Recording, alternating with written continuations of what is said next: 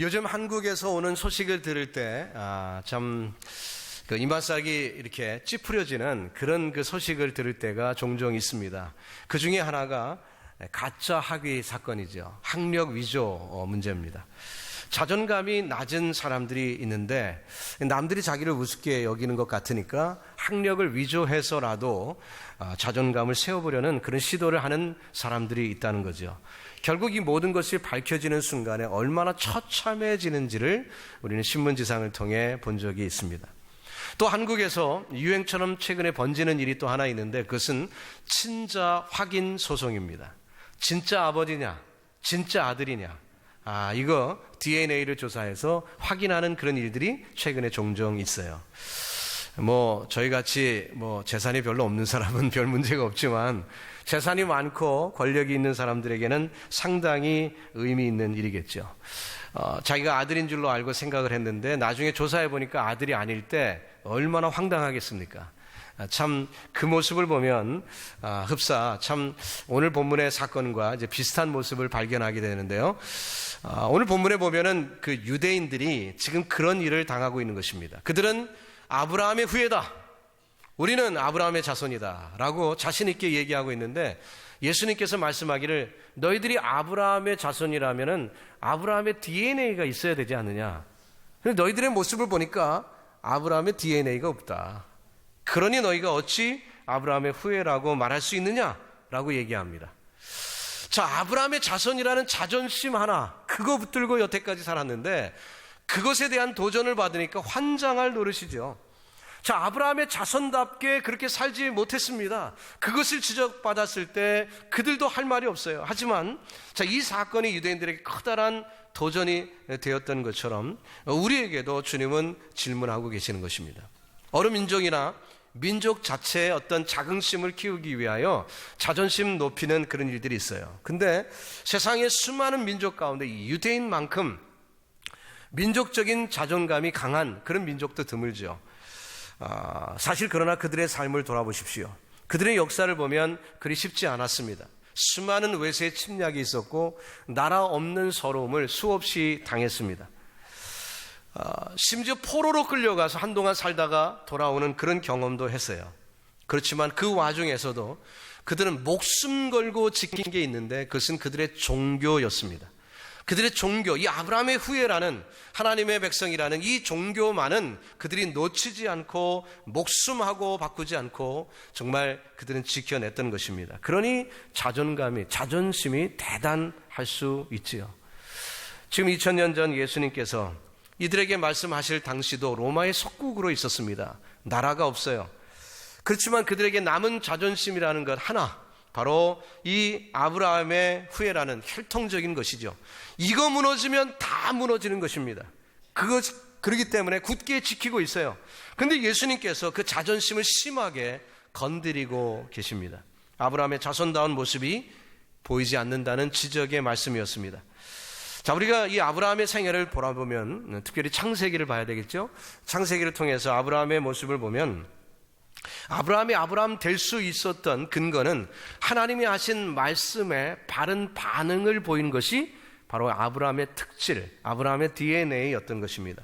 그러니 아브라함의 후예임을 자랑하려면, 그것을 증명하려면 아브라함처럼 말씀에 바른 반응을 보이는 일이 그들에게 있어야 한다는 것이죠. 여러분, 오늘날도 누가 축복을 받은 사람입니까? 누가 아브라함의 자손이라고, 누가 하나님의 자식이라고 그렇게 말할 수 있는 축복받은 성도라고 말할 수 있습니까? 교회 오래 다닌 터줏대감이 되었기 때문인가요?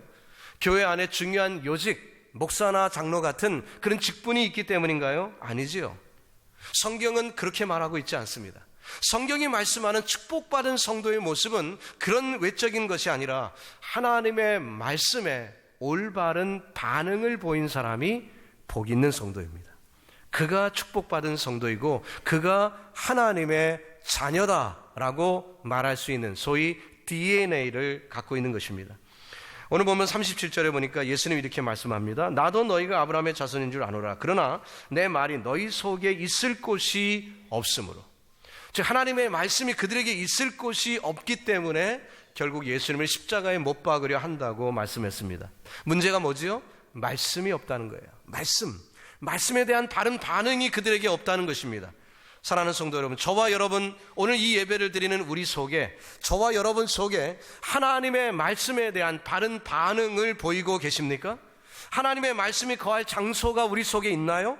그 말씀에 내 기억과 내 삶의 행동과 내 경험과 다르다 할지라도 하나님의 말씀이 임하는 순간 아멘 할 수 있는 그 믿음이 여러분에게 있습니까? 그 말씀에 순종하고 계십니까? 그렇다면 여러분은 축복의 상속자인 줄 믿습니다. 하나님은 살아계십니다. 그러므로 하나님의 말씀도 살아있는 줄 믿습니다. 그 살아있는 말씀이기 때문에 좌우의 날선 어떤 검보다 예리하여 혼과 영과 관절과 골수를 찔러 쪼개기까지 한다는 그 말씀에 경험하는 성도라면 마땅히 그 말씀을 통해 어떤 반응을 보인다는 거죠. 우리 교회 성도들 가운데 종종 이런 이야기를 듣는 성도들이 있습니다. 삶이 변했다는 거예요. 사람이 바뀌었다는 것입니다. 그 사람이 옛날에 그렇지 않았는데 바뀌었다는 거예요. 이것은 결코 이상한 것이 아닙니다. 말씀이 나를 바꿔놓을까 봐 한 발을 뒤로 빼고 그렇게 사는 이들이 종종 있습니다. 자, 그런 상태에서 믿음이 생길까요? 그런 상태에서 신앙이 성장할까요? 절대로 잘하지 않습니다. 말씀 앞에 버너러블해서 우리가 마음이 열려 있을 때 하나님이 그곳에 역사하는 순간 말씀이 이끄는 The Word Driven Life, 하나님의 말씀이 이끄는 삶을 살아갈 때 그때 비로소 우리는 변화되는 놀라운 축복을 경험하게 될 줄로 믿습니다. 우리 아브라함의 삶을 오늘 좀 더 조명하고 있는데요. 그의 인생 가운데 가장 큰 변화를 겪는 순간이 두 번 있는데 그 중에 첫 번째 것은 그가 75세 때에 주님의 부르심을 받는 장면입니다. 창세기 12장 1절부터 쭉 읽어보면 여호와께서 아브라함에게 이르시되 너는 너의 본토 친척 아비집을 떠나 내가 내게 지시할 땅으로 가라. 이렇게 하나님의 말씀이 그에게 임하였습니다. 그 당시 아브라함은 큰 믿음을 갖지 못했습니다. 그렇기 때문에 하나님께서는 이렇게 명령만 하신 것이 아니라 그럴 경우 어떤 축복을 그에게 예비하셨는지까지 소개해 주셨습니다. 내가 너로 큰 민족을 이루고 축복 넘버원 큰 민족, 내게 복을 주어 내 이름을 창대케 하리니 축복 넘버 2 이름을 창대케 한다. 너는 복의 근원이 될지라 축복 넘버 3 복의 근원이 될 것이다. 너를 축복하는 자에게 내가 복을 내리고 너를 저주하는 자에게 내가 저주하리니 땅의 모든 족속이 너를 인하여 복을 얻을 것이니라. 그렇게 말씀했어요. 자, 주님의 말씀이 임하였고 그 말씀은 정든 고향을 떠나는 변화에 대한 요구였습니다. 쉽지 않은 일이었습니다. 그러나 하나님께서 약속하셨습니다. 내게 큰 민족을 이루고 내 이름을 창대케 하고 내가 복의 근원이 되는 정말 상상할 수 없는 놀라운 축복을 예비하였다. 이렇게 약속을 해주셨을 때 아브라함은 그 말씀을 듣습니다.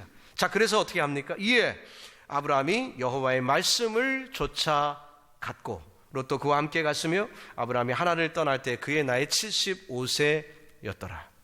순종하며 떠나기로, 즉 변화를 결심하여 새로운 도전에 그는 나아갑니다. 자, 그때 성경이 굳이 그의 나이를 밝히는 이유는 뭘까요? 까짓것 그가 이렇게 떠났습니다. 고향 친척을 떠나기로 순종했습니다 하고 그냥 지나가도 될 터인데 그 시점에 아브라함의 나이를 굳이 밝히는 이유는 무엇일까요? 조금 전에도 얘기해 드린 것처럼 나이 들면 변하는 거 싫습니다. 익숙한 것이 좋습니다. 정든 고향을 그때 떠나는 적당한 이유가 있어야 될 터인데 이유가 없어요. 예를 들어서 이민 오시는 분들 가운데 고령 성도님들이 이민 오실 때는 언제 옵니까? 자녀들과 함께 올 때 옵니다. 그러나 아브라함은 자식이 없어요. 미국에 올 때 자녀 교육을 위해서 오시는 나이 드신 분들이 계십니다. 새로운 환경에 자기는 적응하기 힘들지만 내가 희생해서 내 자녀가 잘 되기를 바라는 마음으로 오시는 분들이 있죠. 적당한 목적이 있어요. 그러나 아브라함에게는 지금 그런 목적이 없습니다. 그런데 그는 하나님의 말씀에 순종하며 나아갔는데 그의 나이가 75세나 됐다. 성경은 그것을 강조하며 우리의 삶에 도전을 하고 계시는 것입니다. 여러분, 고령의 나이에 변화를 시도한다는 것은 대단한 것입니다. 고령의 나이에도 불구하고 변화를 시도하는 분이 계십니까? 그러면 여러분은 청춘입니다. 여러분의 나이는 숫자에 불과한 것입니다. 정말. 변화를 시도하시는 분은 청춘이에요. 그런데 거꾸로 젊은인데 변화를 싫어합니다. 그래서 변화의 도전을 하지 않습니다. 그걸 뭐라고 부르죠? 늙은이라고 부르는 거예요. 나이만 어리지 늙은입니다. 그렇죠. 우리 교회 성도님들 중에 60대 70대가 됐는데 선교사로 떠나시는 분들이 계세요. 존경스럽습니다. 그분들은 청춘이에요. 나이가 70이 넘었다? 그 무슨 상관이 있습니까? 새로운 일에 도전하고 하나님의 뜻에 순종하여 나가는데 그들을 청춘이라 말해야 되지 않겠습니까? 여러분, 변화에 도전하시는 귀한 분들이 되시길 바랍니다. 자, 아브라함이 세월이 흘렀어요. 한 20여 년이 지났습니다. 재산도 많아졌어요. 하나님의 약속대로 된 거죠. 자, 그랬더니 이제 롯과 함께 살기가 어려웠습니다. 그 당시에 부는 주로 동물이었습니다. 가축이니까 넓은 장소가 필요했습니다. 그래서 할 수 없이 사랑하는 조카지만 서로 헤어져서 살아야 했습니다. 근데 아브라함에게 이런 소식이 들렸습니다. 조카 롯이 살고 있는 소돔 땅에 전쟁이 일어났는데 시날 왕 아므라벨이라는 사람이 연합군을 조직해서 그 땅을 점령해서 그 소돔 땅에 있는 모든 사람이 롯을 포함하여 다 포로로 끌려갔다는 것입니다. 그 소식을 들었을 때 아브라함이 부담이 됐습니다. 그래서 얼른 가솔들을 모아보니까 칼을 들고 나갈 수 있는 사람이 318명이에요. 그래서 그 사람들을 데리고 나가서 전쟁을 했습니다. 큰 군대가 아니기 때문에 전면전은 어렵고 기습작전을 펴서 결국 구출해 왔습니다. 자, 그 일이 있은 다음에 하나님께서 아브라함에게 말씀합니다. 창세기 15장으로 넘어갑니다. 자, 1절이지요. 이후에 여호와의 말씀이 이상 중에 아브라함에게 임하여 가라사대. 이후라는 것은 이렇게 전쟁이 끝난 다음이라는 것입니다. 아브라함아, 두려워 말라. 이렇게 첫 마디가 나왔습니다. 그렇다는 얘기는 뭐예요? 하나님이 아브라함에게 두려워 말라 했다는 얘기는 아브라함이 지금 두려워하고 있었다는 얘기죠. 왜 두려워할까요? 자기는 여행자입니다. 그런데 연합군을 맞서서 싸웠어요. 기습작전을 폈으니까 이번에 이겼지. 만약에 저들이 군대를 다시 끌어모아 자기를 공격하면 이거 큰 낭패 볼 것 아니겠습니까? 당연히 두려움이 있죠. 저들이 연합해서 나를 공격하면 어떻게 할까 하는 두려움이 있습니다. 그렇기 때문에 하나님은 두려워 말라 말씀을 하십니다. 나는 너의 방패요. 그 전쟁의 막음을 하나님이 직접 해주신다는 것입니다. 그 다음 두 번째, 너는 너의 지극히 큰 상급이라는 말씀을 하셨습니다. 이 얘기는 앞에 부분을 이해를 하셔야 되는데요. 어떤 일이 있었냐면 소돔 임금이 목숨을 구해줬으니까 아브라함에게 너무 고마운 마음이 들었어요. 그래서 모든 전리품을 아브라함이 다 가져가라고 제의를 했습니다. 우리는 살려준 것만도 고마우니까 모든 전리품을 가져가시죠. 그랬더니 아브라함이 뭐라고 얘기했습니까? 내가 부자가 된다면 하나님이 내게 복 주셨기 때문에 부자 됐다는 소리 나는 듣고 싶다. 만약에 이 전리품을 내가 취하면 당신이 나를 부자 되게 만들었다는 얘기를 할 것 아니냐? 그렇기 때문에 나는 하나님의 영광을 위하여 이것 받지 않겠다. 거절했습니다. 그것을 하나님이 귀하게 여기셨어요. 그렇기 때문에 지금 말씀할 때 너의 지극히 큰 상급이니라. 누가? 하나님이 너에게 큰 상급이 되겠다. 이렇게 약속까지 해주셨습니다. 자, 이렇게 말씀이 임하였으면 아브라함이 뭐라고 해야 될까요? 아이고 하나님 고맙습니다. 그동안 두려웠는데 이 모든 두려움을 없애주시니 감사합니다. 내가 하나님을 위해서 재물을 포기했는데 하나님께서 내게 재물 주시니 감사합니다. 이래야 대화가 스무스하죠. 근데 그 다음 대화가 어떻게 진행이 됩니까? 아브라함이 가로되 주 여호와여, 컴플레인을 합니다. 무엇을 내게 주시려나이까? 나는 무자하오니 나의 상속자는 이 담에서 엘리네이스네이다. 하나님, 상급이 되겠다고요? 하나님, 저를 보호해 주시겠다고요? 제 나이 99세입니다 이제는. 근데 아이가 없어요. 후사가 없어요. 내가 부자 되면 뭐합니까? 하나님이 나 지켜주시면 뭐하겠어요? 내게 자식이 없는데 라고 그가 컴플레인을 합니다. 그때 하나님이 이렇게 말씀합니다. 여호와의 말씀이 그에게 임하여 가라사대 그 사람은 너의 후사가 아니라 내 몸에서 날 자가 내 후사가 되리라 하시고 그를 이끌고 밖으로 나가 가라사대 하늘을 우러러 무뼈를 셀 수 있나 보라. 또 그에게 이르시되 내 자손이 이와 같으리라. 아브라함이 여호와를 믿으니 여호와께서 이를 그의 의로 여기셨다 했습니다. 그의 나이 99세입니다. 믿기 어려운 말씀을 하나님이 하십니다. 하나님이 상급이 되어 주시겠다, 그를 보호해 주시겠다 약속을 하셨지만 아브라함은 기쁨이 없어요. 자식이 없으니까 기쁨이 없어요. 그래서 그 솔직하게 자기의 마음을 하나님께 얘기했더니 하나님이 주시겠다고 합니다. 그것도 하늘의 별과 같이, 땅의 모래와 같이 하나님이 풍성하게 주시겠다고 그랬어요. 증거가 있습니까? 없죠. 근데 하나님의 말씀에 아브라함이 믿었습니다. 그 말씀을 믿었습니다. 그랬더니 하나님께서 이것을 그의 의로 여기셨다고 했습니다. 그는 하나님의 종이었습니다. 마음을 언제나 비우고 하나님께 청종하는 사람이었습니다. 하나님께서 무엇을 말씀하시는지 그대로 순종하고 받아들이는 사람이었습니다. 그렇게 올바른 반응을 보이는 것이 이 아브라함의 DNA죠. 그는 확실히 믿었습니다. 사라의 몸이 죽은 것 같은 것 자기도 잘 알아요. 그러나 하나님을 믿었습니다. 눈에는 아무 증거 보이지 않습니다. 그러나 그렇게 말씀하신 하나님을 믿은 것이죠. 성도 여러분, 이제 유대인에게 예수님이 말씀을 하십니다. 너희들이 아브라함의 자손이라고 얘기하느냐? 그렇게 말하려고 한다면 아브라함의 DNA가 너희들에게도 있어야 되지 않느냐? 아브라함은 하나님의 말씀을 이렇게 믿었는데 너희들에게는 그 믿음이 없지 않느냐라고 적용하고 말씀하신 거죠. 그렇다면 2000년이 지난 지금 저와 여러분에게도 주님은 우리에게 말씀하고 있습니다. 저와 여러분이 하나님의 자녀라고 말하려면, 하나님의 자녀라고, 아브라함의 후예라고, 믿음의 후예라고 그렇게 말을 하려고 할 것 같으면 저와 여러분에게 무엇이 보여져야 됩니까? DNA가 있어야 돼요. 확인이 돼야 됩니다. 친자 확인을 해보셔야 돼요. 혹시 지금 교회 생활에 익숙해서 착각하고 사시던 분들이 있다면 친자 확인하셔야 돼요. DNA 확인하셔야 돼요. 여러분의 삶 속에, 여러분의 마음 속에 하나님의 말씀이 거하고 있습니까? 그러면 하나님의 아들이에요. 순종하고 있습니까? 그 말씀이 내 뜻과 달라요. 내 경험과 달라요. 내가 원치 않는 일을 하나님이 말씀하실 때도 있어요. 그래도 믿고 있습니까? 친자 확인 합격이에요. DNA가 같아요. 그러나 그 질문에 시원스럽게 답할 수 없다면 여러분 고민하시기 바랍니다. 지금이라도 늦지 않았어요. 예수님을 영접하세요. 말씀을 받아들이세요. 말씀에 반응을 하세요. 친자다운 모습으로 변화될 줄로 믿습니다. 요한복음 1장 12절로 13절을 보면 영접하는 자는 누구라고 했습니까? 곧 그 이름을 믿는 사람이라고 했습니다. 예수님을 영접하는 사람은 예수님을 믿는 거예요. 하나님의 말씀을 믿는 것입니다. 그들에게 어떤 일이 벌어집니까? 하나님의 자녀가 되는 권세를 주신다고 했어요. 이것은 혈통으로 되는 것이 아닙니다. 육정으로, 즉 사람의 노력으로, will of man, 사람의 노력으로 되는 것이 아니라 오직 하나님께로서 난 자들이니라.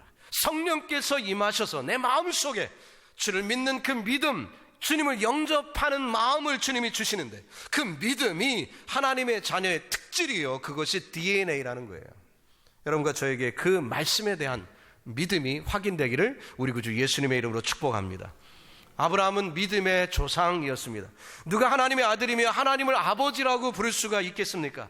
아브라함과 같은 믿음을 가진 사람, 하나님의 말씀을 그렇게 손들이채 받아들이는 사람, 그가 하나님의 자녀라 말할 수 있는 줄로 믿습니다. 저와 여러분에게 하나님이 어떤 약속을 하셨습니까? 개인적인 약속들이 있었겠죠. 그런데 지금 당장 이루어지기는커녕 정반대와 같은 현상들이 벌어질 때 우리의 믿음이 흔들리지 않습니까?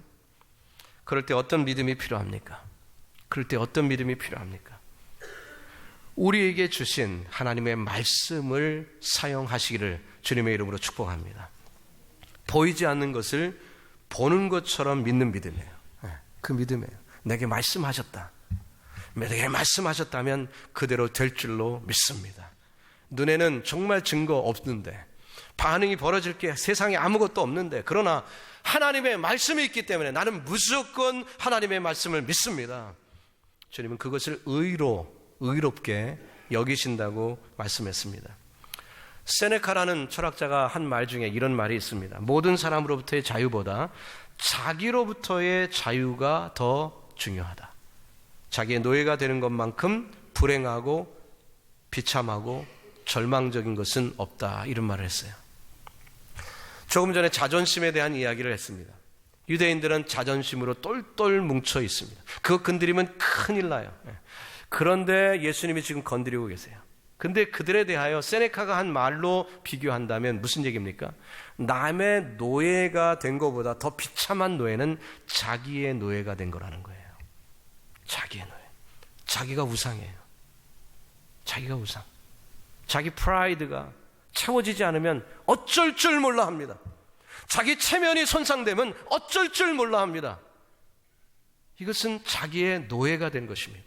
성도 여러분, 자유하시기를 예수님의 이름으로 축원합니다. 이 자존심에 대한 성경 말씀을 또 콜링과 섭리에 대한 말씀을 생각하다가 이 이사야 6장을 보면 놀라지 않을 수가 없어요.